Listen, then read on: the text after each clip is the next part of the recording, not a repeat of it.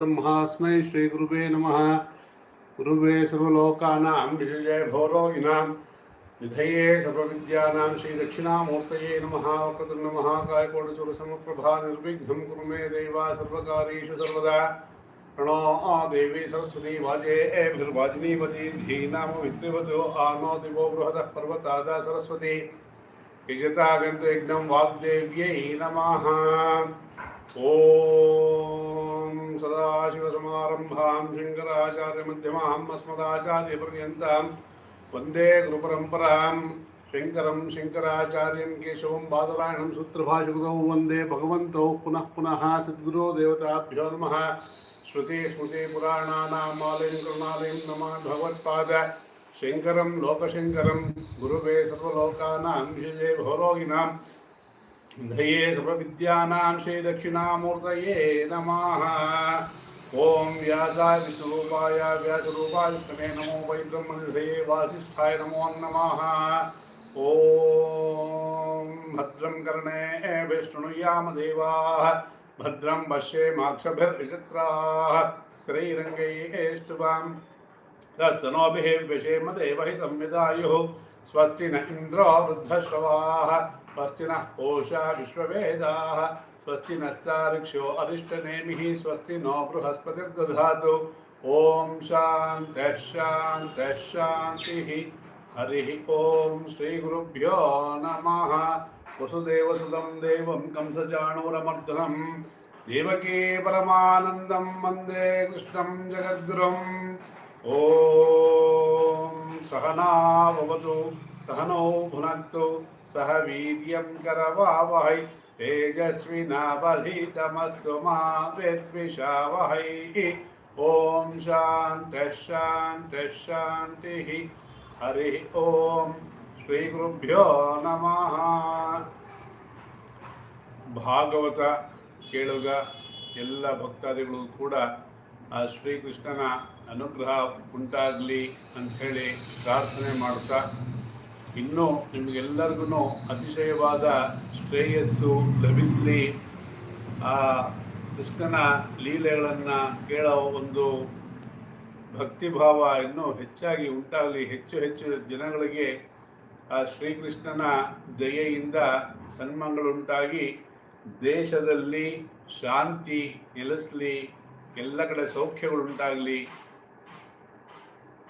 ಮಳೆ ಬೆಳೆ ಸಕಾಲದಲ್ಲಿ ಎಲ್ಲ ಆಗಲಿ ಆ ಕೃಷ್ಣನ ದಯೆಯಿಂದ ಅಂತ ಹೇಳಿ ಪ್ರಾರ್ಥನೆಯನ್ನು ಮಾಡ್ತಾ, ಈಗ ಮೊದಲನೆಯ ಸ್ಕಂದದ 2ನೆಯ ಅಧ್ಯಾಯ 49ನೆಯ ಶ್ಲೋಕದಿಂದ ಈ ಒಂದು ಇವತ್ತಿನ ಸಂಚಿಕೆ ಏನಿದೆ ಅದು ಮುಂದುವರಿಯುತ್ತೆ. ಈಗ ಇಲ್ಲಿ ಹೀಗೆ ಹೇಳ್ತಾ ಇದ್ದಾರೆ, ಯೇಷಾಂ ಭ್ರೋಭಂಗ ಮಾತ್ರೇಣ ದ್ವಾರಪಾಲೋ ಹರೇ ಪುರ ಭೂಮೋ ನಿಪತಿತೌ ಸದ್ಯೋ ಯತ್ಕೃಪಾದ ಪುರಂಗತೌ. ನಿಮ್ಮ ದರ್ಶನ ದೊಡ್ಡ ಭಾಗ್ಯದಿಂದಲೇ ಮುಂದೆ ಆಗಿತ್ತು.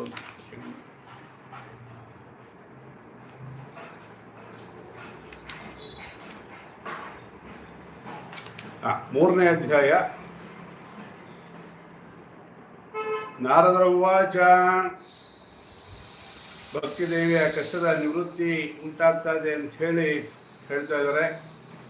ಜ್ಞಾನಂ ಯಜ್ಞಂ ಕರಿಷ್ಯಾಮಿ ಶುಕಶಾಸ್ತ್ರ ಕಥೋಜ್ವಲಂ ಭಕ್ತಿ ಜ್ಞಾನ ವಿರಾಗಾಣಾಂ ಸ್ಥಾಪನಾರ್ಥಂ ಪ್ರಯತ್ನತಃ. ಜ್ಞಾನಯಜ್ಞಂ ಕರಿಷ್ಯಾಮಿ ಶುಕಶಾಸ್ತ್ರ ಕಥೋಜ್ವಲಂ ಭಕ್ತಿ ಜ್ಞಾನ ವಿರಾಗಾಣಾಂ ಸ್ಥಾಪನಾರ್ಥಂ ಪ್ರಯತ್ನತಃ. ನಾರದ ಮಹರ್ಷಿಗಳು ಹೇಳ್ತಾ ಇದ್ದಾರೆ, ಸನಕಾದಿಗಳೇ, ಭಕ್ತಿ ಜ್ಞಾನ ವೈರಾಗ್ಯ ಇವುಗಳನ್ನು ಸ್ಥಾಪಿಸಲು ನಾನು ಪ್ರಯತ್ನಪೂರ್ವಕವಾಗಿ ಶ್ರೀ ಶುಕಮುನಿಗಳು ಹೇಳಿರುವ ಭಾಗವತ ಶಾಸ್ತ್ರವನ್ನು ಉಜ್ವಲವಾದ ಜ್ಞಾನಯಜ್ಞವನ್ನು ಮಾಡುವೆನು ಅಂತ ಹೇಳಿ ಹೇಳ್ತಾ ಇದ್ದಾರೆ. ಅದಕ್ಕೆ ಮುಂದೆ ಹೀಗೆ ಹೇಳ್ತಾರೆ, ಪುತ್ರ ಕಾರ್ಯೋ ಮಯ ಯಜ್ಞ ಸ್ಥಳಂ ತದ್ವಾಚ್ಯದಾಮಿಹ ಮಹಿಮಾ ಶುಕಶಾಸ್ತ್ರಸ್ಯ ವಕ್ತವ್ಯೋ ವೇದಪಾರಗೈಃ. ಪುತ್ರ ಕಾರ್ಯೋ ಮಯ ಯಜ್ಞ ಸ್ಥಳಂ ತದ್ವಾಚ್ಯತಾಂ ಇಹ ಮಹಿಮಾ ಶುಕಶಾಸ್ತ್ರಸ್ಯ ವಕ್ತವ್ಯೋ ವೇದಪಾರಗೈ. ವೇದಪಾರಂಗತರಾದಂತಹ ನೀವು ನನಗೆ ಯಜ್ಞವನ್ನು ಎಲ್ಲಿ ಮಾಡಬೇಕು, ಯಾವ ಸ್ಥಳದಲ್ಲಿ ಇದನ್ನು ಮಾಡಬೇಕು ಅಂತ ತಿಳಿಸ್ಬೇಕು ಅಂಥೇಳಿ ಈ ಭಾಗವತದ ಮಹಾತ್ಮೆಯನ್ನು ಹೇಳಬೇಕು ಅಂಥೇಳಿ ಕೇಳ್ಕೊಳ್ತಾ ಇದ್ದಾರೆ. ಅದಕ್ಕೆ ಮುಂದೆ ಹೀಗೆ ಹೇಳ್ತಾರೆ, ಕಿಯದ್ಬಿರ್ವಸೈ ಶ್ರಾವ್ಯ ಶ್ರೀಮದ್ಭಾಗವತೀ ಕಥಾ ಕೋವಿದಿಸ್ತತ್ರ ಕರ್ತವ್ಯೋ ಮಮೇದಂ ಬ್ರುವತಾಮಿತಃ. ಕಿಯದ್ಭಿಃ ಇದೈ ವಸೈಃ ಶ್ರಾವ್ಯ ಶ್ರೀಮದ್ಭಾಗವತೀ ಕಥಾ ಕೋ ವಿಧಿಃ ತತ್ರ ಕರ್ತವ್ಯೋ ಮಮ ಇದಂ ಬ್ರುವತಾಂ ಇತಃ. ಈ ಭಾಗವತವನ್ನು ಎಷ್ಟು ದಿನಗಳಲ್ಲಿ ಹೇಳಬೇಕು, ಅದನ್ನು ಹೇಳುವಂತಹ ವಿಧಾನ ಯಾವುದು, ಇದನ್ನು ಕೂಡ ನೀವು ತಿಳಿಸ್ಬೇಕು ಅಂಥೇಳಿ ಕೇಳ್ತಾ ಇದ್ದಾರೆ. ಅದಕ್ಕೆ ಸನಕಾದಿಗಳು ಹೇಳ್ತಾ ಇದ್ದಾರೆ, ಕುಮಾರ ಊಚುಹು ಶೃಣು ನಾರದ ವಕ್ಷ್ಯಾಮೋ ವಿನಮ್ರಾಯ ವಿವೇಕಿನೇ ಗಂಗಾದ್ವಾರ ಸಮೀಪೇತು ತಟಂ ಆನಂದ ನಾಮಕಂ. ಆಗ ಸನತ್ ಕುಮಾರಾದಿಗಳು ನಾರದರನ್ನ ಕುರಿತು ಈ ರೀತಿಯಾಗಿ ಹೇಳ್ತಾ ಇದ್ದಾರೆ. ಅತ್ಯಂತ ಮನೋಹರವಾಗಿರ್ತಕ್ಕಂತಹ ಗಂಗಾ ತಟದಲ್ಲಿ ಈ ಒಂದು ಭಾಗವತವನ್ನು ಹೇಳಬೇಕು ಅಂಥೇಳಿ ಹೇಳ್ತಾ ಇದ್ದಾರೆ. ಯಾಕೆ ಅಂದರೆ ಇದು ಆನಂದದಾಯಕವಾಗಿದೆ, ಹಾಗಾಗಿ ಆ ಗಂಗಾ ತಟದಲ್ಲಿ ಹೇಳಿ ಅಂಥೇಳಿ ಹೇಳ್ತಾ ಇದ್ದಾರೆ. ಮತ್ತು ಈ ಆನಂದ ಅಂತ ಒಂದು ಘಟ್ಟ ಹರಿದ್ವಾರದಲ್ಲಿ ಇದೆ, ಅಲ್ಲಿ ನೀವು ಹೇಳಿ ನಾನಾ ಋಷಿಗಣೈರ್ಜುಷ್ಟಂ ದೇವಸಿದ್ಧಂ ನಿಷೇವಿತಂ ನಾನಾತರುಲತಾಕೀರ್ಣಂ ನವಕೋಮಲ ವಾಲುಕಂ. ಇಲ್ಲಿ ಹೇಗಿದೆ ಆ ಸ್ಥಳ ಅಂತಂದರೆ, ಅನೇಕ ಋಷಿಗಳು ಇಲ್ಲಿ ವಾಸವನ್ನು ಮಾಡ್ತಾ ಇದ್ದಾರೆ, ಹಾಗೂ ದೇವತೆಗಳು, ಸಿದ್ಧರು, ಯಕ್ಷರು ಕೂಡ ಅದನ್ನು ಸೇವಿಸ್ತಾ ಇದ್ದಾರೆ, ಅದರಲ್ಲಿ ವಾಸ ಮಾಡ್ಕೊಂಡಿದ್ದಾರೆ. ಅಲ್ಲಿ ನಾನಾ ವಿಧವಾದಂತಹ ವೃಕ್ಷಗಳು, ತರುಲತೆಗಳು ಎಲ್ಲವೂ ಇದೆ. ಆ ಸ್ಥಳ ಬಹಳ ಕೋಮಲವಾಗಿದೆ ಮತ್ತು ಹಸಿರಾದಂತಹ ವೃಕ್ಷಗಳು, ಲತೆಗಳು ಬೆಳೆದಿದೆ ಅಂತ ಹೇಳಿ ಹೇಳ್ತಾ ಇದ್ದಾರೆ. ಯಾಕೆಂದರೆ ನಾವು ಯಾವುದಾದ್ರು ಒಂದು ಕೆಲಸವನ್ನು ಮಾಡಬೇಕು ಅಂತಂದರೆ ಅದಕ್ಕೆ ಸ್ಥಳ ಕೂಡ ಮುಖ್ಯ ಆಗುತ್ತೆ ಅಲ್ವಾ. ಭಗವದ್ಗೀತೆಯಲ್ಲಿ ಧ್ಯಾನ ಯೋಗದಲ್ಲಿ ಪರಮಾತ್ಮ ಆಸನದಿಂದ ಹಿಡಿದು ಎಲ್ಲವನ್ನು ವಿವರಣೆ ಕೊಟ್ಟಿದ್ದಾರೆ. ಆ ಸುಖಾಸೀನವಾಗಿರಬೇಕು, ಅತಿ ಮೃದುವಾಗೂ ಇರಬಾರ್ದು, ಅತಿ ಕಠಿಣವಾಗೂ ಇರಬಾರ್ದು. ಯಾಕೆಂದರೆ ಅತಿ ಮೃದುವಾಗಿದ್ದರೆ ನಿದ್ದೆ ಬಂದ್ಬಿಡುತ್ತೆ, ಅತಿ ಕಠಿಣವಾಗಿದ್ದರೆ ಜಾಸ್ತಿ ಹೊತ್ತು ಕೂತ್ಕೊಳ್ಳೋಕ್ಕಾಗಲ್ಲ. ಹಾಗಾಗಿ ಮಧ್ಯಮ ವೇಗದಲ್ಲಿರಬೇಕು. ಯಾವುದೇ ಕೆಲಸ ನೀವು ಮಾಡಿದ್ರು ಮಧ್ಯಮ ವೇಗ, ತುಂಬ ಸ್ಪೀಡಾಗೂ ಹೋಗಬಾರ್ದು, ಆಕ್ಸಿಡೆಂಟ್ ಆಗುತ್ತೆ. ತುಂಬ ಸ್ಲೋ ಹೋದರೆ ಟೈಮ್ ವೇಸ್ಟ್ ಆಗುತ್ತೆ, ಮಿಡ್ಲ್. ಹಾಗೆಯೇ ಅತಿ ಸಲಿಗೆನೂ ಬೇಡ, ಅತಿ ಬಿರಸನೂ ಬೇಡ, ಮಧ್ಯಮ. ಇಲ್ಲಿ ಪ್ರಶಾಂತವಾಗಿದೆ ಸ್ಥಳ, ಹಸಿರಿಂದ ಕೂಡಿದೆ, ಹಾಗಾಗಿ ಹೆಚ್ಚು ಬಿಸಿಲು ಎಲ್ಲ ಇರೋದಿಲ್ಲ. ಜಾಗ ಚೆನ್ನಾಗಿದೆ, ಕೋಮಲವಾಗಿದೆ. ಏಕೆಂದರೆ ದೇವತೆಗಳು, ಸಿದ್ಧರು ಎಲ್ಲರೂ ಇದ್ದಾರೆ ಅಂತಂದರೆ ಅಂತಹ ಜಾಗ ಬಹಳ ಪ್ರಶಸ್ತವಾಗಿದೆ ಅಂತ ಮತ್ತೆ ವಿಶೇಷವಾಗಿ ಏನು ಹೇಳೋ ಅವಶ್ಯಕತೆ ಇಲ್ಲ. ಹಾಗಾಗಿ ಆ ಒಂದು ಸ್ಥಳದಲ್ಲಿ ನೀವು ಭಾಗವತವನ್ನು ಹೇಳಬಹುದು ಅಂತೇಳಿ ಹೇಳ್ತಾ ಇದ್ದಾರೆ.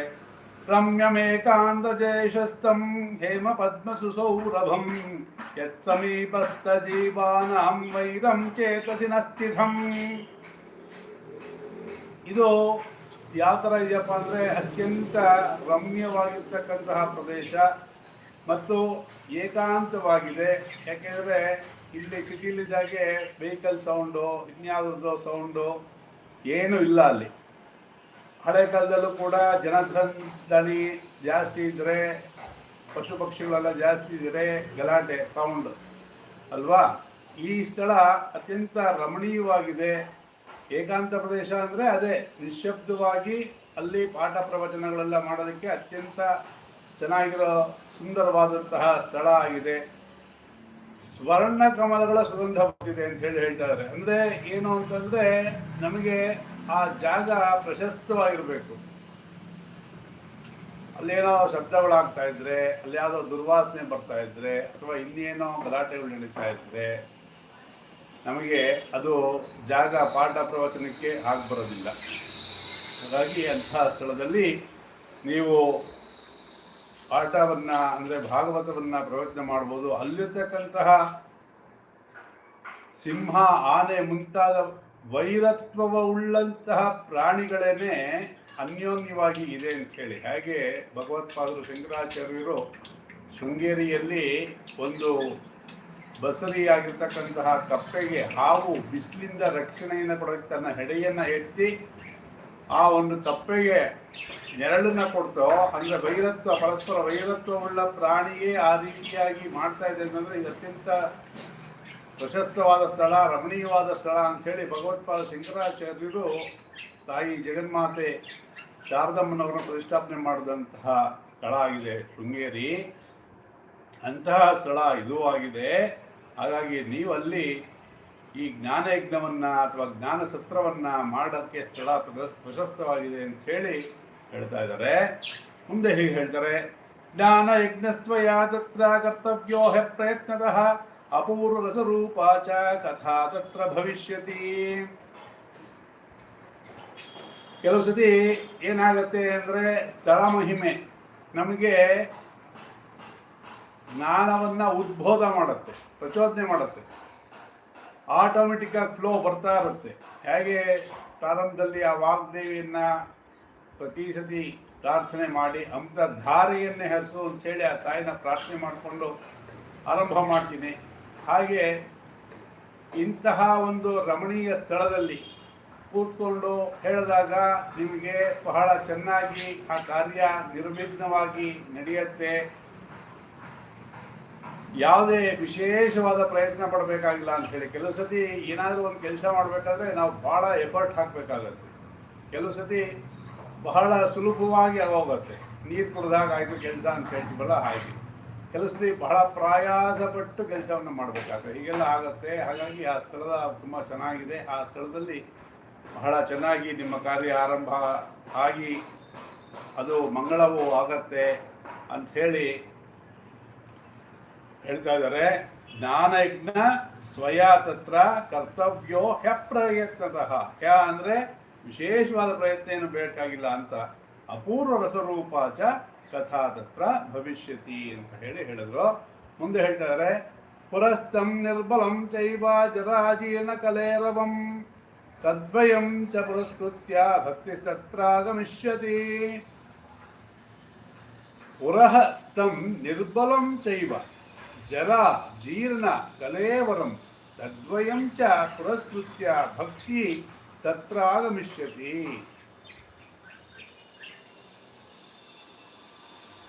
ಆ ಸ್ಥಳದಲ್ಲಿ ನೀವು ಭಾಗವತವನ್ನು ಆರಂಭ ಮಾಡಿದ್ದೇ ಆಯಿತು ಅಂತಂದರೆ ಆ ಭಕ್ತಿ ದೇವಿ ಬಹಳ ನಿಶ್ಶಕ್ತರಾಗಿರ್ತಕ್ಕಂತಹ ಜ್ಞಾನ ವೈರಾಗ್ಯ ಅಂತಕ್ಕಂತಹ ನಾಮಧೇಯವನ್ನು ಉಳ್ಳ ಮಕ್ಕಳನ್ನು ಕರ್ಕೊಂಡು ಅಲ್ಲಿಗೆ ಬರ್ತಾಳೆ. ಅಂಥ ಮಹಿಮಾ ಉಳ್ಳ ಸ್ಥಳ ಅದು ಅಂಥೇಳಿ. ಕೆಲವು ಸಮಯದಲ್ಲಿ ಅಥವಾ ಕೆಲವು ಸ್ಥಳದಲ್ಲಿ ನಾವು ಏನಾದರೂ ಆರಂಭ ಮಾಡಿದ್ರೆ ಅದು ಸರಿಯಾಗಿ ಮುಂದಕ್ಕೆ ಹೋಗೋದೇ ಇಲ್ಲ. ಕೆಲವು ಸ್ಥಳದಲ್ಲಿ ಅಥವಾ ಒಳ್ಳೆ ಸಮಯದಲ್ಲಿ ನಾವೇನಾದ್ರು ಆರಂಭ ಮಾಡ್ತು ಅಂತಂದರೆ ಎಲ್ಲ ನಿರ್ವಿಘ್ನವಾಗಿ ಚೆನ್ನಾಗಿ ನೆರವೇರುತ್ತೆ. ಹಾಗಾಗಿ ಆ ಸ್ಥಳ ತುಂಬ ಚೆನ್ನಾಗಿದೆ, ಅಂಥ ಕಡೆ ನೀವು ಮಾಡಬಹುದು ಅಂಥೇಳಿ ಸ್ಥಳ ನಿರ್ದೇಶನವನ್ನು ಸನಕಾದಿಗಳು ನಿರ್ದೇಶನವನ್ನು ಕೊಡ್ತಾ ಇದ್ದಾರೆ ನಾರದ ಮಹರ್ಷಿಗಳಿಗೆ. ಯತ್ರ ಭಾಗವತಿ ವಾರ್ತಾ ತತ್ರ ಭಕ್ತ್ಯಾದಿಕಂ ಭಜೇತ್ ಕಥಾ ಶಬ್ದಂ ಸಮಾಕರಣ್ಯ ತತ್ರೇಕಂ ತರುಣಾಯತೆ.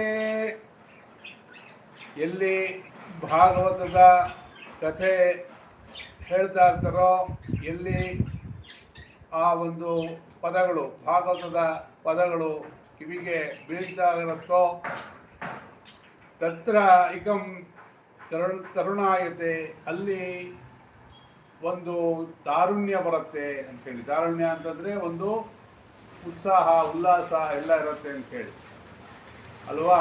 ಹೇಗೆ ಮಕ್ಕಳು ಎಷ್ಟೊತ್ತು ಆಟ ಆಡೋದು ಅವ್ರಿಗೆ ಆಯಾಸ ಅನಿಸಲ್ಲ, ಅದೇ ವಯಸ್ಸಾಗ್ತಾ ಸ್ವಲ್ಪ ಕೆಲಸ ಮಾಡಿದ್ರೆ ಸ್ವಲ್ಪ ಏನಾರು ಮಾಡಿದ್ರೆ ಸುಸ್ತಾಗತ್ತೆ.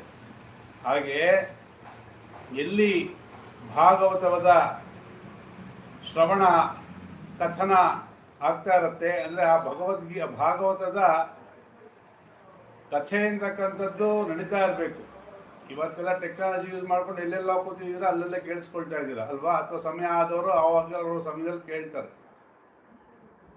ಒಟ್ಟಿನಲ್ಲಿ ಭಾಗವತವಾದ ಶ್ರವಣ ಮಾಡೋದ್ರಿಂದ, ಭಾಗವತದ ಕಥಾನವನ್ನು ಮಾಡೋದ್ರಿಂದ ಆ ಒಂದು ಮಹಿಮೆಯಿಂದ ಅಲ್ಲಿ ನವತಾರುಣ್ಯ ಬರುತ್ತೆ, ಉಲ್ಲಾಸ ಇರುತ್ತೆ. ಅದರ ಅರ್ಥ ಏನು ಅಂತಂದರೆ ನಮ್ಮ ದೋಷ ನಾಶ ಆಗತ್ತೆ ಅನ್ನತಕ್ಕಂಥ ತಾತ್ಪರ್ಯವನ್ನು ನಾವು ತಲೆಯಲ್ಲಿ ಇಟ್ಕೊಳ್ಬೇಕು. ಹೇಗೆ ವಿಷನೂ ದ್ರವ ರೂಪದಲ್ಲೇ ಇರುತ್ತೆ, ಅಮೃತನೂ ದ್ರವ ರೂಪದಲ್ಲೇ ಇರುತ್ತೆ. ವಿಷ ಕುಡಿದವರು ಸಾಯ್ತಾರೆ, ಅಮೃತ ಕುಡಿದವರು ಅಮರರಾಗ್ತಾರೆ ಅಂತ ಹೇಳುತ್ತೆ. ಹಾಗೆ ನಮ್ಮ ಸಮಯ ನಾವು ಯಾವುದಕ್ಕೆ ಉಪಯೋಗಿಸ್ತೀವಿ ಅದ್ರ ಮೇಲೆ ನಮಗೆ ಜ್ಞಾನ ಪಾಪ ಪುಣ್ಯಗಳು ಉಂಟಾಗುತ್ತೆ. ಕಾಯ ಮನಸ್ಸ, ನಾವು ಕಾಯಿಕವಾಗಲಿ ಮಾನಸಿಕವಾಗಲಿ ವಾಚ ಮಾತಿನಿಂದಾಗಲಿ ಚೆನ್ನಾಗಿ ಆಡ್ತು ಅಂತಂದರೆ ಚೆನ್ನಾಗಿ ಅದು ಫಲವನ್ನು ಕೊಡುತ್ತೆ. ಇಲ್ಲದೆ ಹೋದರೆ ವಿಪರೀತವಾದಂಥ ಪರಿಣಾಮ ಅಂದರೆ ವಿರುದ್ಧವಾದಂತಹ ಒಂದು ಏನೋ ಪ್ರಸಂಗಗಳು ಅಥವಾ ಉಂಟಾಗುತ್ತೆ ಅಂತ ಹೇಳ್ತಾ ಇದ್ದೀವಿ. ನಾವು ಅರ್ಥ ಮಾಡ್ಕೊಳ್ಬೋದು ಈ ಒಂದು ಶ್ಲೋಕದಲ್ಲಿ. ಸೂತವಾಚ ನಾರದೇನ ಸಮಂತತಃ ಗಂಗಾತಟಂ ಸಮಾಜಗ್ಮುಃ ಕಥಾಪಾನಾಯ ಸತ್ವರಾಃ ಏವಮುಕ್ತ್ವಾ ಆಗುತ್ತೆ ಅದು. ಏವಮುಕ್ತ್ವಾ ಕುಮಾರಾಸ್ತೆ ನಾರದೇನ ಸಮಂತತಃ ಗಂಗಾತಟಂ ಸಮಾಜಗ್ಮುಃ ಕಥಾಪಾನಾಯ ಸತ್ವರಾಃ. ಯಾಕೆಂದರೆ ಕೆಲವು ಪದಗಳು ಎರಡೆರಡು ಸತಿ ಹೇಳ್ತೀನಿ ಅಂದರೆ ಸರಿಯಾಗಿ ಅದನ್ನು ಹೇಳ್ಕೊಳ್ಳೋದಕ್ಕಾಗಲಿ ಅಂದ್ಬಿಟ್ಟು ಹೇಳ್ತೀನಿ. ಅದನ್ನು ಗುರುತು ಹಾಕ್ಕೊಂಡು ಸರಿಯಾಗಿ ಅದನ್ನು ಅಭ್ಯಾಸ ಮಾಡ್ಕೊಳ್ಳೋಕ್ಕಾಗಲಿ ಅಂತ ಹೇಳಿ ಹೋಗ್ಬೇಕಾದ್ರೆ ಸುತ ಪುರಾಣಿಕರು ಈ ಥರ ಹೇಳ್ತಾ ಇದ್ದಾರೆ. ಹೀಗೆ ಹೇಳಿ ನಾರದರೊಂದಿಗೆ ಸನಕಾದಿಗಳು ಕೂಡ ಭಾಗವತ ಕಥಾಮೃತವನ್ನು ಪಾನ ಮಾಡಲು ಗಂಗಾದೇವಿಗೆ ಬಂದರು. ಯದಾ ಯಾತಶ್ಚಡಂ ತೇತು ತದಾ ಕೋಲಾಹಲೋಪ್ಯಭೂತ್ ಭೂರ್ಲೋಕೆ ದೇವಲೋಕೆ ಚ ಮಲೋಕೆ ತಥೈವ ಚ. ಯಾವಾಗ ನಾರದ ಮಹರ್ಷಿಗಳು ಸೂತ ಪುರಾಣಿಕರ ಸಹಿತವಾಗಿ ಆ ಒಂದು ಗಂಗಾ ನದಿ ತೀರದಲ್ಲಿ ಭಾಗವತವನ್ನ ಹೇಳಬೇಕು ಅಂತ ಸಂಕಲ್ಪದೊಂದಿಗೆ ಬಂದ್ರು, ಅಲ್ಲಿಗೆ ದೇವತೆಗಳು ಕೂಡ ಬಂದ್ರಂತೆ. ಅಲ್ಲಿಗೆ ಬ್ರಹ್ಮಲೋಕದಿಂದ ಕೂಡ ದೇವತೆಗಳು ಬಂದ್ರಂತೆ, ಭೂಲೋಕದಲ್ಲಿದ್ದಂತಹ ಮಹಾತ್ಮರೆಲ್ಲ ಬಂದ್ರಂತೆ. ಯಾವಾಗ ಜನ ಜಾಸ್ತಿ ಇರೋದೆಲ್ಲ ಸಹಜ. ಆದರೆ ಎಲ್ಲ ಕಥೆಯ ಆರಂಭ ಆದಾಗ ಬಹಳ ಸವಿನಯದಿಂದ ಸದ್ಭಕ್ತಿಯಿಂದ ಕೇಳಿಸ್ಕೊಳ್ತಾರೆ ಅಲ್ವಾ. ಸೇರ್ಬೇಕಾದ್ರೆ ಅದು ಒಂದು ಗದ್ದಲ ಉಂಟಾಯಿತು ಅಂತ ಹೇಳ್ತಾ ಇದ್ದಾರೆ. ಶ್ರೀ ಭಾಗವತ ಪೀಯೂಷ ಪಾನಾಯ ರಸಲಂಬಟಾಃ ಧಾವಂತೋ ಅಪ್ಯಯೋ ಸರ್ವೇ ಪ್ರಥಮಂ ಯೇ ಚ ವೈಷ್ಣವಾಃ. ಶ್ರೀ ಭಾಗವತ ಪೀಯೂಷ ಪಾನಾಯ ರಸಲಂಬಟಾಃ ಧಾವಂತೋ ಅಪಿ ಆಯಯುಃ ಸರ್ವೇ ಪ್ರಥಮಂ ಯೇ ಚ ವೈಷ್ಣವಾಃ. ಎಲ್ಲ ವಿಷ್ಣುವಿನ ಭಕ್ತರು. ನಮಗೇನು ಶಿವ ವಿಷ್ಣುವಲ್ಲಿ ಭೇದ ಇಲ್ಲ. ಆದರೆ ಇದು ವಿಷ್ಣುವಿಗೆ ಸಂಬಂಧಪಟ್ಟ ಹಾಗೆ ಕಥೆ ಇರೋದ್ರಿಂದ ವಿಷ್ಣು ಭಕ್ತರು ಅಂತ ಹೇಳಿದ್ದಾರೆ ಅಷ್ಟೇ ಹೊರತು ಶಂಕರ ಕೇಶವರಲ್ಲಿ ಅಭೇದವೇ.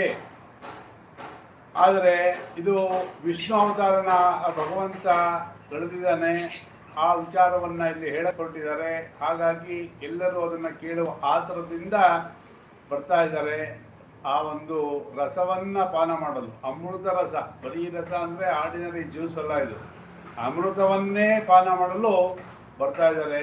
ಏಕೆಂದರೆ ತುಂಬ ಎಲ್ಲ ಹಿಂದೆ ಕೂತ್ಕೊಂಡ್ರೆ ಸರಿಯಾಗಿ ಅವ್ರು ಹೇಳೋದು ಕೇಳಲ್ಲ, ಅರ್ಥ ಆಗಲ್ಲ ಅಂಥೇಳಿ ಮುಂಚೆ ಕೂತ್ಕೋಬೇಕು ಅಂಥೇಳಿ ಬರ್ತಾ ಇದ್ದಾರಂತೆ. ಯಾರ್ಯಾರು ಬಂದರು ಅಂಥೇಳಿ ಮುಂದೆ ಹೇಳ್ತಾ ಇದ್ದಾರೆ. ಭೃಗುರ್ವಸಿಷ್ಠಶ್ಚ ವನಶ್ಚ ಗೌತಮೋ ಮೇಧಾದಿದೇವಲ ದೇವರಾತೌ ರಾಮಸ್ತಥಾ ಗಾಧೀಸುತಶ್ಚ ಶಾಕಲೋ ಪುತ್ರಾತ್ರೀಜ ಪಿಪ್ಪಲಾದಾಹ. ಭೃಗು, ವಸಿಷ್ಠ, ಚ್ಯವನ, ಗೌತಮ, ಮೇಧಾತಿಥಿ, ದೇವಲ, ದೇವರಾತ, ಪರಶುರಾಮ, ವಿಶ್ವಾಮಿತ್ರ, ಶಾಕಲ, ಮಾರ್ಕಂಡೇಯ, ದತ್ತಾತ್ರೇಯ, ಪಿಪ್ಪಲಾದ, ಯೋಗೇಶ್ವರರಾದ ವ್ಯಾಸ ಮಹರ್ಷಿಗಳು, ಪರಾಶರರು, ಛಾಯಾಶುಕ, ಜಾಜಲಿ, ಜಹ್ನು ಮುಂತಾದ ಎಲ್ಲ ಪ್ರಧಾನ ಮುನಿಗಣವು ತಮ್ಮ ತಮ್ಮ ಪುತ್ರರು, ಶಿಷ್ಯರು, ಪತ್ನಿಯರೊಂದಿಗೆ ತುಂಬ ಪ್ರೇಮದಿಂದ ಅಲ್ಲಿಗೆ ಬಂದರು ಅಂತ ಹೇಳಿ ಹೇಳ್ತಾ ಇದ್ದಾರೆ. ಛಾಯಾಶುಕೋ ಜಾಜಲಿ ಜುಕ್ನ ಮುಖ್ಯಾ ಸರ್ವೇಪ್ಯಪಿ ಮುನಿಗಣಾಃ ಸಹ ಪುತ್ರ ಶಿಷ್ಯಾಃ ಸ್ವಸ್ತ್ರೀಭಿರಾಯುರತಿ ಪ್ರಣಯೇನ ಯುಕ್ತಾಃ. ಸ್ವಸ್ತ್ರೀಭಿಃ ಆಯಯ ಯುರತಿ ಪ್ರಣಯೇನ ಅಂದರೆ ಬಹಳ ಪ್ರೀತಿಯಿಂದ, ಯಾವುದ್ರ ಮೇಲೆ ಪ್ರೀತಿಯಿಂದ? ಭಾಗವತ ಅಂತಕ್ಕಂಥ ಅಮೃತವನ್ನು ಪಾನ ಮಾಡಬೇಕು ಅನ್ನೋಂಥ ಪ್ರೀತಿಯಿಂದ ತಮ್ಮ ತಮ್ಮ ಹೆಂಡತಿಯರು, ತಮ್ಮ ತಮ್ಮ ಮಕ್ಕಳ ಸಹಿತರಾಗಿ ಎಲ್ಲರೂ ಬಂದ್ರಂತೆ. ಇವರಲ್ಲದೇ ದಶಸಪ್ತ ಪುರಾಣಾನಿ ಷಟ್ಶಾಸ್ತ್ರಾಣಿ ತಥಾಯಯುಃ. ನೋಡಿ, ಇಲ್ಲಿ ವೇದಾಂತಾನಿ ಚ ವೇದಾಶ್ಚ ಮಂತ್ರಾಸ್ತಂತ್ರಾಃ ಸಮೂರ್ತಯಃ. ಈ ಭಾಗವತವನ್ನು ಕೇಳಬೇಕು ಅಂತ ಹೇಳಿ ಇನ್ನು ಉಳಿದ 17 ಪುರಾಣಗಳು ಸಶರೀರವಾಗಿ, ವೇದಾಂತಗಳು ಕೂಡ ಸಶರೀರವಾಗಿ, ವೇದದ ಮಂತ್ರಗಳು ಕೂಡ ಅಲ್ಲಿಗೆ ಬಂದ್ವಂತೆ. 6 ಶಾಸ್ತ್ರಗಳು ಬಂದ್ವಂತೆ. ಅಂದರೆ ಶಿಕ್ಷಾ, ವ್ಯಾಕರಣ, ಛಂದಸ್ಸು, ನಿರುಕ್ತ, ಜ್ಯೋತಿಷ್ಯ, ಕಲ್ಪ ಅಂತಕ್ಕಂಥ 6 ಶಾಸ್ತ್ರಗಳು ಇವೆಲ್ಲ ದೇಹಧಾರಣೆಯಾಗಿ ಬಂದ್ವಂತೆ. ಇವೆಲ್ಲ ಮಂತ್ರ ಸ್ವರೂಪದಲ್ಲಿ ಇರ್ತಕ್ಕಂಥವು ದೇಹಧಾರಣೆಯನ್ನು ಮಾಡಿಕೊಂಡು ಈ ಭಾಗವತವನ್ನು ಕೇಳಕ್ಕೆ ಬಂದವು ಅಥವಾ ಬಂದರು ಇವರೆಲ್ಲರೂ ಅಂಥೇಳಿ ಹೇಳ್ತಾ ಇದ್ದಾರೆ. ಅಂದರೆ ಈ ಭಾಗವತದ ಮಹಿಮೆ ಎಷ್ಟಿದೆ ಅಲ್ವಾ? ಯಾಕೆಂದರೆ ಪರಶುರಾಮರಾದಿಗಳು ಎಲ್ಲರೂ ಬಂದಿದ್ದಾರೆ, ವ್ಯಾಸ ಮಹರ್ಷಿಗಳು ಅವರೇ ಬರ್ತಿದ್ದು, ತಿರ್ಗಾ ಅವರು ಈ ಕಥೆಯನ್ನು ಹೇಗೆ ಹೇಳ್ತಾರೆ ಅಂತ ಅವರು ಕೂಡ ಬಂದಿದ್ದಾರೆ. ಈ ರೀತಿಯಾಗಿ ಈ ಒಂದು ವಿಚಾರವನ್ನು ಇಲ್ಲಿ ನಮಗೆ ತಿಳಿಸ್ತಾ ಇದ್ದಾರೆ. ಗಂಗಾದ್ಯಾಹ ಸರಿಸ್ತತ್ರ ಪುಷ್ಕರಾದಿ ಸರಾಂಸಿ ಚ ಕ್ಷೇತ್ರಾಣಿ ಚ ದಿಶಃ ದಂಡಕಾದಿವನಾನಿ ಚ. ಇಷ್ಟೇ ಅಲ್ಲ, ದೇವತೆಗಳು, ಋಷಿಗಳು, ವೇದಗಳು, ಶಾಸ್ತ್ರಗಳು ಇಷ್ಟೇ ಅಲ್ಲದೇನೆ ಗಂಗಾದಿ ಸರಿತಾ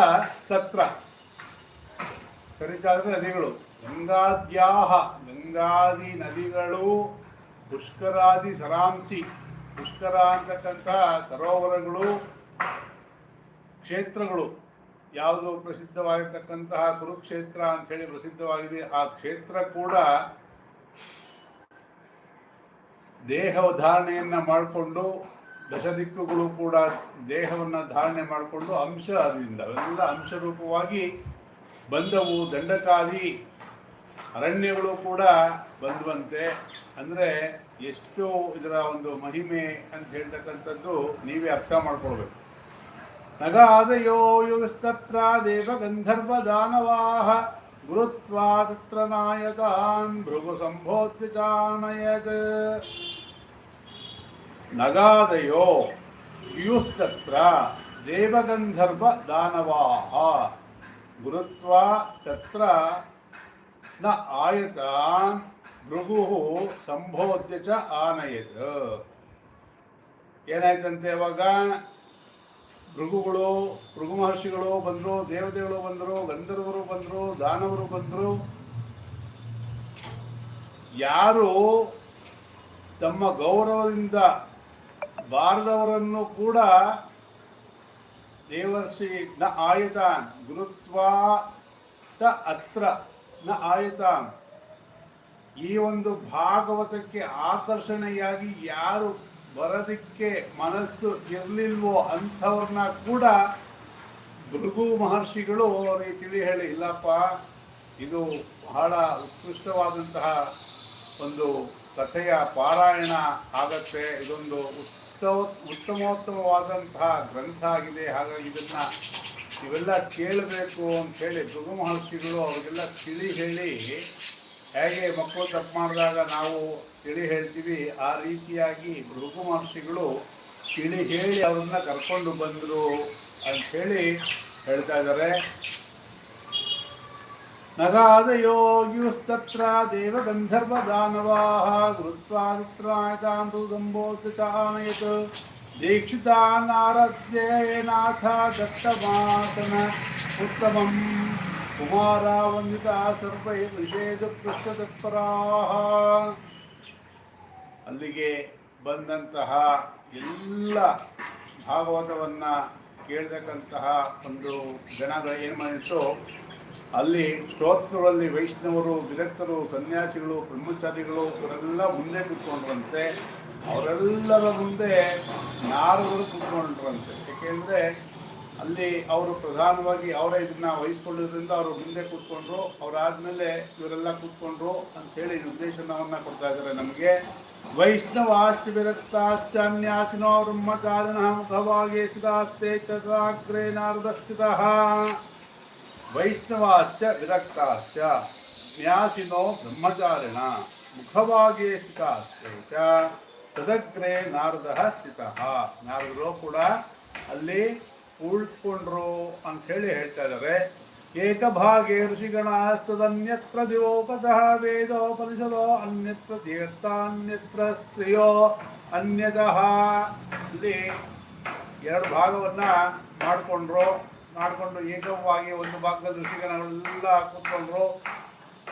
ಎಲ್ಲ ಕಡೆ ಜೈಕಾರ ಆಗ್ತಾ ಇದೆ, ನಮಸ್ಕಾರವನ್ನು ಮಾಡ್ತಾ ಇದ್ದಾರೆ, ಶಂಖಧ್ವನಿ ಆಗತೊಡಗಿತು, ಇತ್ಯಾದಿಗಳೆಲ್ಲ ಆಗ್ತಾ ಇದೆ. ಅಲ್ಲಿ ಎಲ್ಲ ಸ್ತ್ರೀಯರು, ಋಷಿಗಣಗಳು, ವೇದ ಉಪನಿಷತ್ತುಗಳು, ತೀರ್ಥಗಳು ಇವರೆಲ್ಲ ಬಂದಿರಲ್ಲ, ಎಲ್ಲ ಒಬ್ಬೊಬ್ಬರು ಒಂದೊಂದು ಜಾಗ ಮಾಡಿಕೊಂಡು ಕೂತ್ಕೊಂಡಾಗ ಅಲ್ಲಿ ಜಯಕಾರದ ಶಬ್ದಗಳು ಕೇಳ್ತಾ ಇದ್ದಂತೆ, ನಮಸ್ಕಾರಗಳನ್ನು ಮಾಡ್ತಾರೆ. ಯಾಕೆಂದರೆ ದೊಡ್ಡ ದೊಡ್ಡ ಋಷಿಗಳು ಬಂದಿದ್ದಾರೆ, ನದಿಯೇ ಬಂದಿದೆ, ವೇದಗಳೇ ಬಂದಿದೆ, ವೇದಾಂತವೇ ಬಂದಿದೆ, ಎಲ್ಲ ಬಂದಿರಬೇಕಾದ್ರೆ ಬಂದಂಥವರೆಲ್ಲ ಸಶರೀರವಾಗಿರ್ತಕ್ಕಂಥ ಅವ್ರನ್ನೆಲ್ಲ ನೋಡಿ ನಮಸ್ಕಾರಗಳನ್ನು ಮಾಡ್ತಾ ಇದ್ದಾರೆ. ಜಯಶಬ್ದೋ ನಮಃ ಶಬ್ದ ಶಂಖಶಬ್ದಸ್ತೈವ ಚ ಚೂರ್ಣಾಲಾಜ ಪ್ರಸೂನಾನಾಂ ನಿಕ್ಷೇಪ ಸುಮಹಾನಭೂತ್.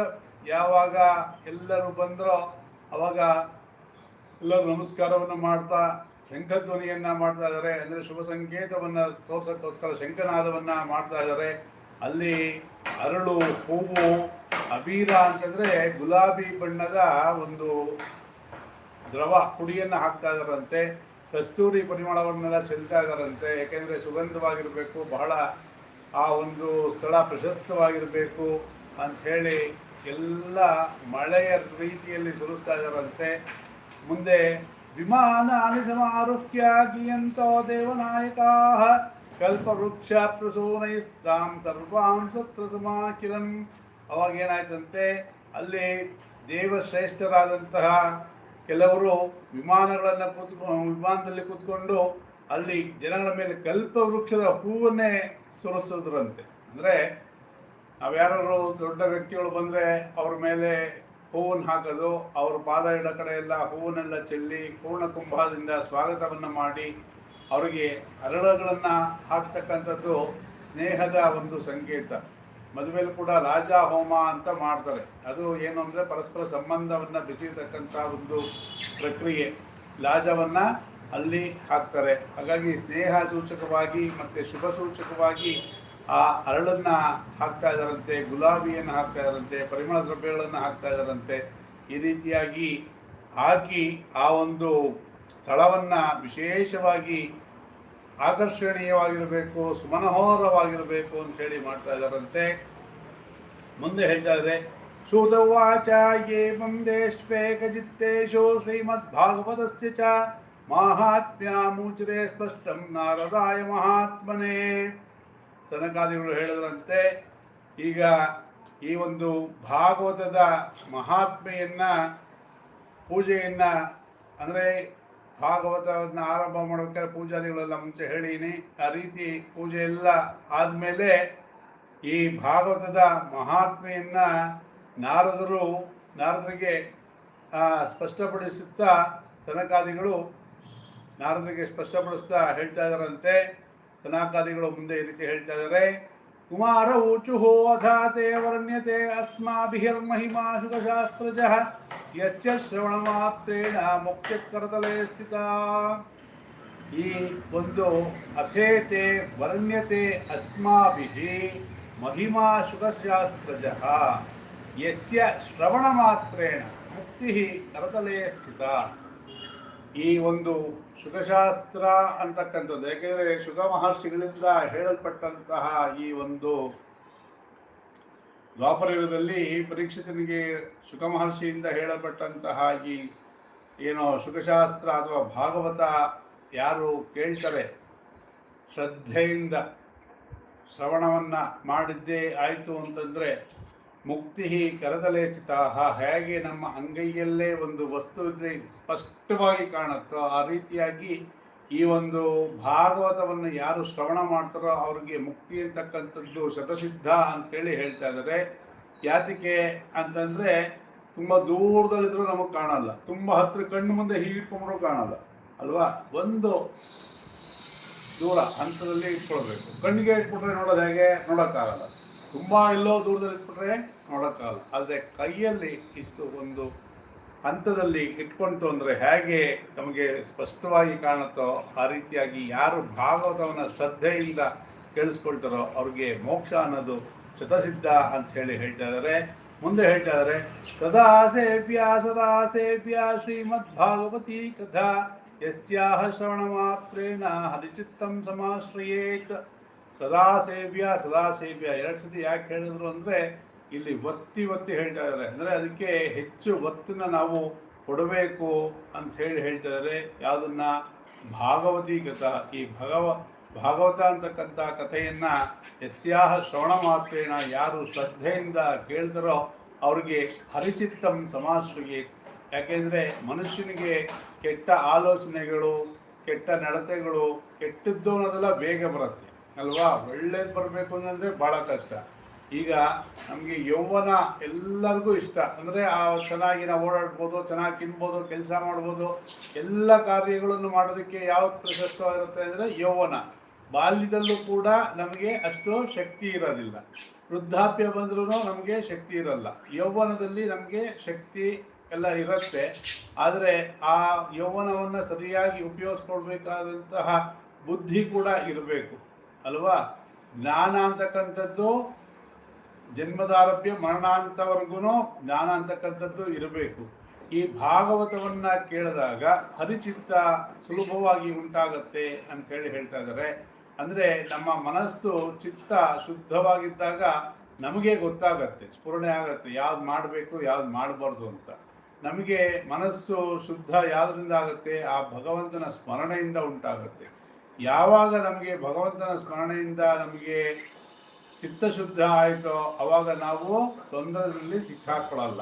ಏಕೆಂದರೆ ಈ ನಮಗೆ 5 ಜ್ಞಾನೇಂದ್ರಿಯಗಳಿದೆಯಲ್ಲ, 5 ದಿಕ್ಕಿಗೆ ಎಳಿತಾ ಇರುತ್ತೆ.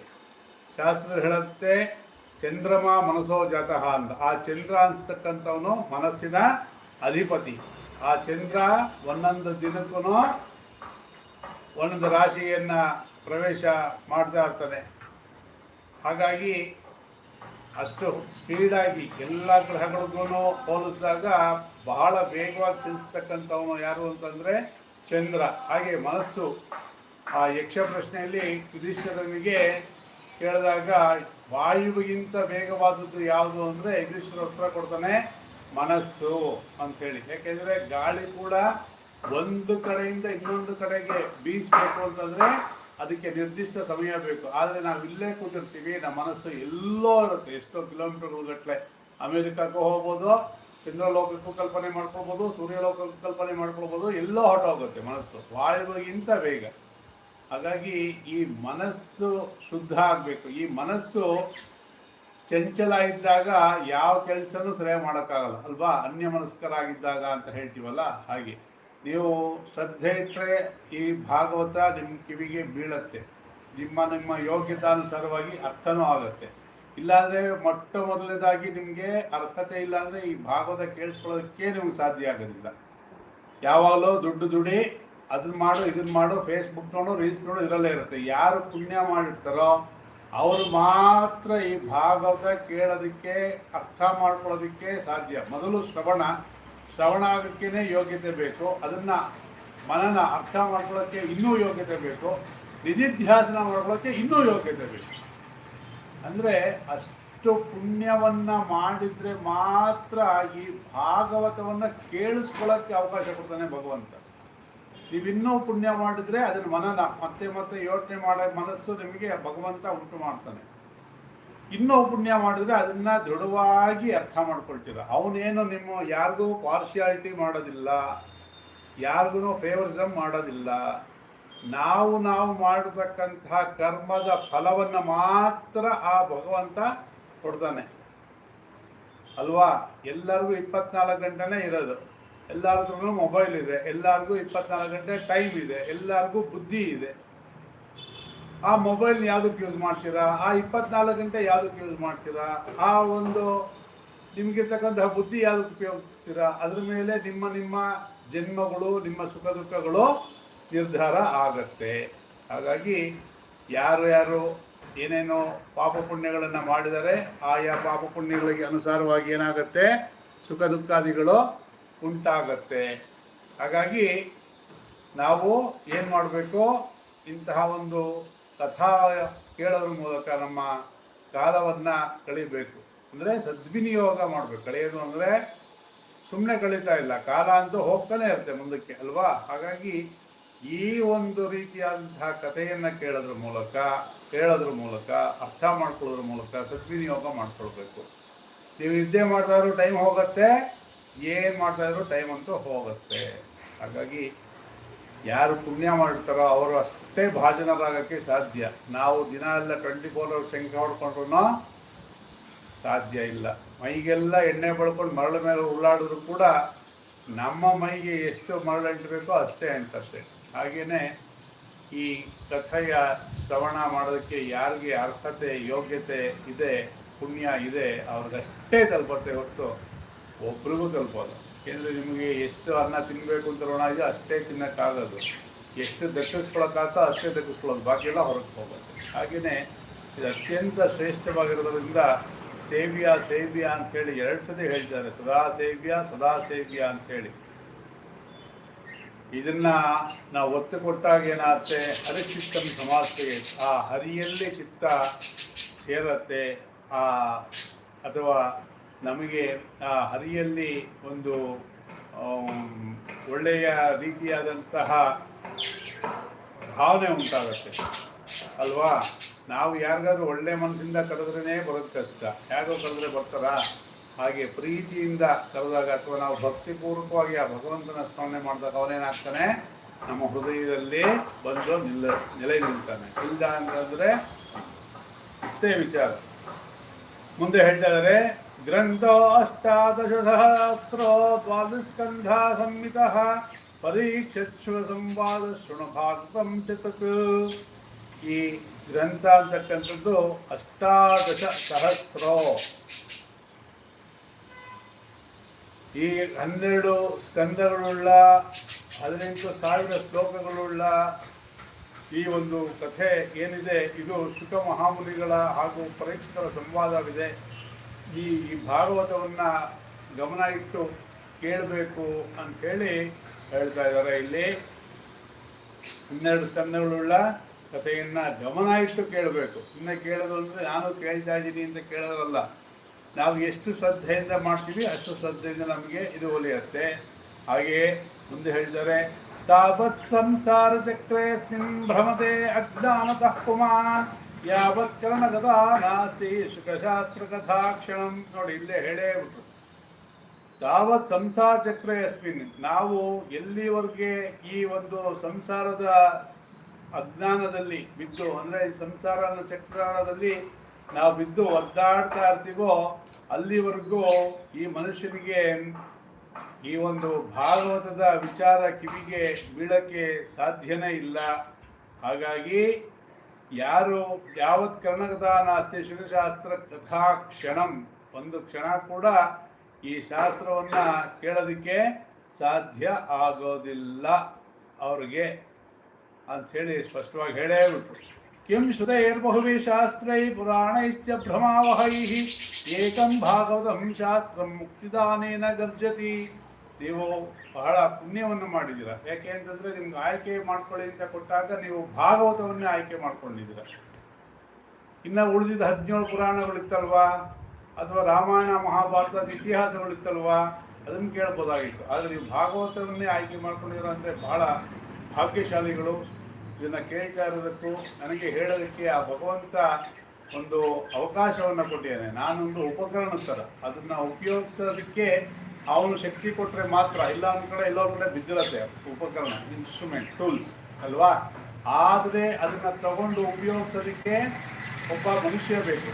ಹಾಗೆ ಆ ಭಗವಂತ ಏನಾದ್ರು ಪ್ರೇರೇಪಣೆ ಮಾಡಿದ್ದಕ್ಕೆ ನಿಮ್ಮ ಮೂಲಕ ಈ ಭಾಗವತ ಕಥೆಯನ್ನು ಹೇಳೋದಕ್ಕೆ ನನಗೊಂದು ಅವಕಾಶವನ್ನು ಮಾಡಿಕೊಂಡಿದ್ದಾರೆ. ಈ ಒಂದು ಭಾಗವತ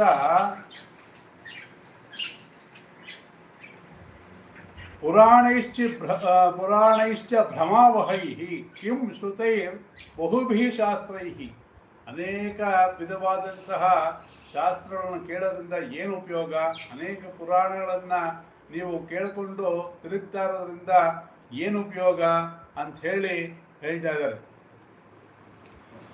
ಯಾಕೆ ಅಂತಂದರೆ ಒಂದೊಂದರಲ್ಲಿ ಒಂದೊಂದರ ಕಥೆ ಇರುತ್ತೆ. ಅದನ್ನೆಲ್ಲ ಕೇಳ್ತಾ ಇದ್ದರೆ ನಿಮ್ಗೇನಾಗುತ್ತೆ, ಅದು ಸರಿನೋ ಇದು ಸರಿನೋ ಅಂತ ಕನ್ಫ್ಯೂಷನ್ ಬೀಳ್ತೀರ. ಒಂದು ಡಿಸಿಷನ್ ಬರಬೇಕು ಅಂತಂದರೆ ನಿಮ್ಮ ಗುರಿ ನೇರವಾಗಿರಬೇಕು. ಅದಕ್ಕೆ ಕುದುರೆಗೆ ಪಟ್ಟಿ ಇರ್ತಾರಲ್ಲ, ಆ ಕಡೆ ಈ ಕಡೆ ನೋಡ್ಬಾರ್ದು, ಎಲ್ಲೋ ಚಂಚಲ ಹೊಟ್ಟೋಗತ್ತೆ ಅಂಥೇಳಿ. ನಮ್ಮ ಮನಸ್ಸನ್ನು ಕುದುರೆಗೆ ಹೋಲಿಸ್ತಾರೆ. ಯಾಕೆಂದರೆ ಆ ಕಡೆ ಈ ಕಡೆ ಹೊಟ್ಟೋಗತ್ತೆ ಅಂತೇಳಿ ಪಟ್ಟಿ ಕಟ್ಕೊಂಡಾಗ ನೇರವಾಗಿ ಹೋಗ್ತೀವಿ. ಹಾಗೆಯೇ ಈ ಒಂದು ಭಾಗವತವನ್ನು ಓದಿದಾಗ, ನಿಮಗೆ ಕೇಳಿದಾಗ ಆ ಒಂದು ಚಿತ್ತ ಚಾಂಚಲ್ಯ ಹೋಗುತ್ತೆ ಅಂಥೇಳಿ ಹೇಳ್ತಾ ಇದ್ದಾರೆ. ಏಕಂ ಭಾಗವತಂ ಶಾಸ್ತ್ರ ಮುಕ್ತಿದಾನೇನ ಗರ್ಜತಿ. ಈ ಒಂದು ಭಾಗವತವನ್ನು ಕೇಳೋದ್ರಿಂದ ಮೊದಲೇ ನಮಗೆ ಮುಕ್ತಿ ಅಂತಕ್ಕಂಥದ್ದು ಉಂಟಾಗುತ್ತೆ ಅಂತ. ಹಾಗಾದರೆ ಬೇರೆದೆಲ್ಲ ಬೇಡವಾ, ಇದೇ ಕೆಲಸ ಇಲ್ವಾ ವ್ಯಾಸರಿಗೆ 17 ಬರೆದಿದ್ದೋ ಅಂತ ಯಾರು ಕ್ವಶನ್ ಮಾಡಿದ್ರೆ, ಎಲ್ಲವೂ ಕೂಡ ಅವರು ವಿಷ್ಣು ಸ್ವರೂಪರಾಗಿರ್ತಕ್ಕಂಥವ್ರು ವ್ಯಾಸರು. ಅವರಿಗೆ ಒಬ್ಬೊಬ್ಬರಿಗೆ ಒಂದೊಂದು ರಸ ಹೇಗೆ ಇಷ್ಟ ಆಗುತ್ತೋ ಷಡ್ ರಸಗಳಲ್ಲಿ, ಹಾಗೆ ಯಾವುದಾದ್ರೂ ಒಂದು ರಸದ ಮೂಲಕನಾದರೂ ಈ ಅತ್ಯಂತ ಶ್ರೇಷ್ಠವಾದ ಭಾಗವತಕ್ಕೆ ಬರಲಿ, ಅಥವಾ ಭಾಗವತವನ್ನೇ ನೇರವಾಗಿ ಆರಿಸ್ಕೊಳ್ಳೋರು ಕೂಡ ಆರಿಸ್ಕೊಳ್ಳಿ ಅಂಥೇಳಿ ವ್ಯಾಸ ಮಹರ್ಷಿಗಳು ಮಹತ್ತರವಾದಂತಹ ಉಪಕಾರವನ್ನು ಮಾಡಿದ್ದಾರೆ ನಮಗೆ. ವ್ಯಾಸ ಮಹರ್ಷಿಗಳನ್ನು ನಾವು ಯಾತಕ್ಕೆ ಗುರುಪೌರ್ಣಿಮೆ ಅಂತ ಮಾಡ್ತಾರೆ ಅಂತಂದರೆ, ಅವ್ರಿಗೆ ಇಂಥ ಮಹತ್ತರವಾದಂತಹ ಕಾರ್ಯವನ್ನು ಮಾಡಿ ನಮಗೆ ಮಹತ್ತ ಅನುಕೂಲವನ್ನು, ಪ್ರಯೋಜನವನ್ನು, ನಮ್ಮ ಜನ್ಮ ಸಾರ್ಥಕ್ಯವನ್ನು ಮಾಡ್ಕೊಳ್ಳೋದಕ್ಕೆ ಆ ಭಗವತ್ ಸ್ವರೂಪಿಗಳಾದಂಥ ವ್ಯಾಸ ಮಹರ್ಷಿಗಳು ಸಪ್ತ ಚಿರಜೀವಿಗಳಲ್ಲಿ ಒಬ್ಬ ಅವರು. ಅಶ್ವತ್ಥಾಮ ಬುಧರ್ವ್ಯಾಸ ಹನುಮಾನ್ ಶ್ರೀನಿಶನ ಕೃಪಾ ಪರಶುರಾಮಿ ಸತ್ಯ ಚಿರಜೀವಿನಃ ಅಂತ ಹೇಳ್ತಾರಲ್ಲ. ಅಶ್ವತ್ಥಾಮೋ ಬಲಿಹೇ ವ್ಯಾಸ, 7 ಜನಗಳಲ್ಲಿ ಇವರು ಒಬ್ಬರು ಅಂತ ಹೇಳ್ತಾರೆ. ಹಾಗಾಗಿ ಅವರು ಪ್ರತಿ ಯುಗಗಳಲ್ಲಿ ಕೂಡ ಆ ಭಗವಂತನ ಪ್ರೇರಣೆಯಿಂದ, ಅವರೇ ಸಾಕ್ಷಾತ್ ವಿಷ್ಣು, ಅವರ ಸ್ವಇಚ್ಛೆಯಿಂದ ಅವತಾರಗಳನ್ನು ತಾಳಿ ನಮಗೆ ದ್ವಾಪರ ಯುಗದಲ್ಲಿ ಜನ್ಮವನ್ನು, ಅಂದರೆ ಜನ್ಮ ಅಲ್ಲ ಅವ್ರದ್ದು, ಕ್ಷಮಿಸಬೇಕು, ಅವ್ರ ಜನ್ಮ ಅಲ್ಲ, ಅವರು ಲೀಲೆಯನ್ನು, ಅವರ ಒಂದು ಸ್ವರೂಪವನ್ನು ನಮಗೆ, ಸ್ವರೂಪದ ಮೂಲಕ ನಮಗೆ ಮಹತ್ತರವಾದಂಥ ಉಪಕಾರವನ್ನು ಮಾಡಿದ್ದಾರೆ. 17 ಪುರಾಣಗಳು, ಅದರಲ್ಲಿ ವಿಶೇಷವಾಗಿ 18ನೇ ಪುರಾಣವ 17 ಪುರಾಣಗಳಿಗೂ ಸಮಾನವಾಗಿ ಇರತಕ್ಕಂಥ ಏಕ ಪುರಾಣವಾದಂತಹ ಭಾಗವತವನ್ನು ಕೊಟ್ಟಿದ್ದಾರೆ. ಇದನ್ನು ಕೇಳೋದ್ರಿಂದಲೇ ನಮಗೆ ಮುಕ್ತಿ ಉಂಟಾಗುತ್ತೆ ಅಂತ ಹೇಳಿ ಹೇಳ್ತಾ ಇದ್ದಾರೆ. ಕಥಾ ಭಾಗವತಸ್ಯಾಪಿ ನಿತ್ಯಂ ಭವತಿ ಯದ್ಗೃಹೇ ತದ್ಗೃಹಂ ತೀರ್ಥರೂಪಂ ಹಿ ವಸುತಾಂ ಪಾಪನಾಶನಂ. ಕಥಾ ಭಾಗವತಸ್ಯಾಪಿ, ಎಲ್ಲಿ ಭಾಗವತದ ಕತೆ ನಿತ್ಯ ನಡೆಯುತ್ತೆ, ನಿತ್ಯಂ ಭವತಿ ಯದ್ಗೃಹೇ ತದ್ಗೃಹಂ ತೀರ್ಥರೂಪಂ ಹಿ ವಸತಾಂ ಪಾಪನಾಶನಂ. ಹಾಗಾಗಿ ನಿಮಗೆ ಟೆಕ್ನಾಲಜಿ ಕೊಟ್ಟಿದ್ದಾರೆ. ಯೂಟ್ಯೂಬಲ್ಲಿ ಭಾಗವತವನ್ನು ಹೇಳಿರೋದನ್ನು ದಿವಸ ಸಾಧ್ಯ ಆದರೆ ಒಂದೊಂದ್ಸತಿ ಕೇಳಿಸ್ಕೊಳ್ಳಿ. ಅದರಿಂದ ನಿಮಗೆ ಪದೇ ಪದೇ ನಿಮ್ಮ ಮನೆಯಲ್ಲಿ ಭಾಗವತ ನಡೀತಾ ಇದ್ದರೆ ಅದು ಪಾಪ ನಾಶ ಆಗುತ್ತೆ ಅಂಥ ಮನೆಯಲ್ಲಿ ಅಂಥೇಳಿ ಭಾಗವತದಲ್ಲಿ ಹೇಳಿದ್ದಾರೆ. ಆ ಮನೆ ತೀರ್ಥರೂಪವಾಗುತ್ತೆ ಅಂದರೆ ಶ್ರೇಷ್ಠವಾಗಿರುತ್ತೆ ಅಂತ ಹೇಳ್ತಾ ಇದ್ದಾರೆ. ಹಾಗಾಗಿ ಅದರಿಂದ ಏನುಂಟಾಗುತ್ತೆ, ಮನೆಯಲ್ಲಿರ್ತಕ್ಕಂತಹ ಎಲ್ಲ ಕಲಹಗಳು ನಾಶ ಆಗಿ ಮನೆಯಲ್ಲಿ ಅನ್ಯೋನ್ಯತೆ ಉಂಟಾಗಿ ಎಲ್ಲರಿಗೂ ವಿದ್ಯಾ ಬುದ್ಧಿ ಶಾಂತಿ ಆರೋಗ್ಯ ಉಂಟಾಗಲಿ ಅಂಥೇಳಿ, ಪಾಪನಾಶ ಅಂದರೆ ಇವೆಲ್ಲ ಆಟೋಮೆಟಿಕ್ಕಾಗಿ ಉಂಟಾಗತ್ತೆ ಅಂಥೇಳಿ ಹೇಳ್ತಾ ಇದ್ದಾರೆ. ಅಶ್ವಮೇಧ ಸಹಸ್ರಾಣಿ ವಾಜಪೇಯಿ ಶತಾನಿ ಚ ಶುಗಶಾಸ್ತ್ರ ಕಥಾಯಾಶ್ಚ ಕಲಾಂನಾರ್ಹಂತಿ ಷೋಡಶೀಂ. ನೀವು ಅಶ್ವಮೇಧ ಸಹಸ್ರಾಣಿ ವಾಜಪೇಯ ಶತಾನಿ ಚ ಶುಕಶಾಸ್ತ್ರ ಕಥಾಯಾಶ್ಚ ಕಲಾಂ ನ ಅರ್ಹತಿ ಷೋಡಶೀಂ. ಇಲ್ಲಿ ಏನು ಹೇಳ್ತಾ ಇದ್ದಾರೆ, 1000 ಅಶ್ವಮೇಧ ಯಾಗಗಳನ್ನು ಮಾಡೋದ್ರಿಂದ ಏನು ಪುಣ್ಯ ಬರುತ್ತೆ, 100 ವಾಜಪೇಯ ಯಾಗಗಳನ್ನು ಮಾಡೋದ್ರಿಂದ ಏನು ಬರುತ್ತೆ, ಅಂತಹ ಪುಣ್ಯ ಈ ಶುಕಶಾಸ್ತ್ರ ಅಥವಾ ಭಾಗವತ ಕಥೆಯಿಂದನೇ ಅದರಿಂದನೇ ಉಂಟಾಗತ್ತೆ ಅಂಥೇಳಿ ಹೇಳ್ತಾ ಇದ್ದಾರೆ. ಇದು ಎಷ್ಟು ಅಂತಂದರೆ, ನೀವು 1000 ಅಶ್ವಮೇಧ ಯಾಗ ಮಾಡಿದ್ರು, 100 ವಾಜಪೇಯ ಯಾಗವನ್ನು ಮಾಡಿದ್ರು ಕೂಡ ಈ ಭಾಗವತವನ್ನು ಕೇಳೋದ್ರ ಫಲದ ಭಾಗ 1/16 1/16 ಅಂಶ ಕೂಡ ಆಗಲ್ಲ ಅಂಥೇಳಿ ಇಲ್ಲಿ ಸನತ್ ಕುಮಾರಾದಿಗಳು ಬ್ರಹ್ಮನ ಮಾನಸ ಪುತ್ರರು ನಮಗೆ ಅನುಗ್ರಹವನ್ನು ಮಾಡ್ತಾ ಇದ್ದಾರೆ. ಹಾಗಾಗಿ ಈ ಭಾಗವತ ಶ್ರವಣವನ್ನು ಅತ್ಯಂತ ಶ್ರದ್ಧೆಯಿಂದ ಮಾಡೋಣ, ಅತ್ಯಂತ ಗೌರವವನ್ನು ಕೊಡೋಣ. ಸಮಯ ಆದಾಗ ಬೇರೆ ಯಾವುದಕ್ಕೋ ಸಮಯವನ್ನು ವ್ಯರ್ಥ ಮಾಡೋ ಬದಲು ಈ ಭಾಗವತನ ಪದೇ ಪದೇ ಕೇಳ್ತಾ ನಮ್ಮ ಜನ್ಮವನ್ನು ಸಾರ್ಥಕ ಮಾಡಿಕೊಳ್ಳೋಣ ಅಂತ ಹೇಳಿ ಇವತ್ತಿನ ಒಂದು ಸೆಷನ್ ಇಲ್ಲಿಗೆ, ಅಂದರೆ ಇವತ್ತಿನ ಒಂದು ಪ್ರವಚನದ ಭಾಗವನ್ನು ಇಲ್ಲಿ ಉಪಸಂಹಾರ ಮಾಡ್ತಾ ಇದ್ದೀನಿ. ಶಾಂತಿ ಮಂತ್ರದೊಂದಿಗೆ ಇವತ್ತಿನ ಒಂದು ಪ್ರವಚನವನ್ನು ಉಪಸಂಹಾರ ಮಾಡ್ತಾ ಇದ್ದೀನಿ. ಹರಿ ಓಂ ಕೃಷ್ಣಾರ್ಪಣಮಸ್ತು. ಓಂ ಸಹನಾವವತು ಸಹನೋ ಭುನಕ್ತು ಸಹ ವೀರ್ಯಂ ಕರವಾವಹೈ ತೇಜಸ್ವಿನಾವಧೀತಮಸ್ತು ಮಾ ವಿದ್ವಿಷಾವಹೈ. ಓಂ ಶಾಂತಿ ಶಾಂತಿ ಶಾಂತಿ. ಹರಿ ಓಂ ಶ್ರೀಕೃಷ್ಣಾರ್ಪಣಮಸ್ತು. ಇದನ್ನು ಕೇಳಿದ ಎಲ್ಲರಿಗೂ ಸಮಸ್ತ ಸನ್ಮಾನಗಳು ಉಂಟಾಗಲಿ ಅಂತೇಳಿ ಆ ಭಗವಂತನ ವೇದವ್ಯಾಸರನ್ನು ಭಗವತ್ ಶಂಕರಾಚಾರ್ಯರನ್ನು ಪ್ರಾರ್ಥನೆ ಮಾಡ್ತಾ ಮುಗಿಸ್ತಾ ಇದ್ದೀನಿ. ಹರಿ ಓಂ ಶ್ರೀಕೃಷ್ಣಾರ್ಪಣಮಸ್ತು.